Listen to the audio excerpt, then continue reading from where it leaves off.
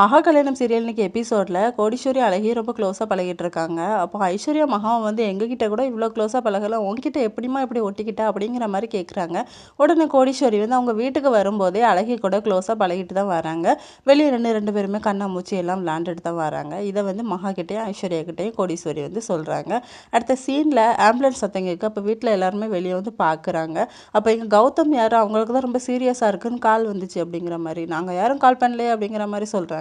ஒரு சின்ன குழந்தை ரொம்ப சீரியஸாக இருக்காங்கன்னு கால் பண்ணாங்க அப்படிங்கிற மாதிரி சொன்ன உடனே அழகியை வந்து எல்லாருமே தேடுறாங்க. இல்லை யாரோ தெரியாமல் பண்ணிட்டாங்க, மன்னிச்சுக்கிடுங்க அப்படிங்கிற மாதிரி சொன்ன உடனே போலீஸ்க்கு மட்டும் இன்ஃபார்ம் பண்ணனா அவ்வளோதான் அப்படின்னு சொல்லிட்டு அந்த சிஸ்டர் சொல்லிட்டு போகிறாங்க.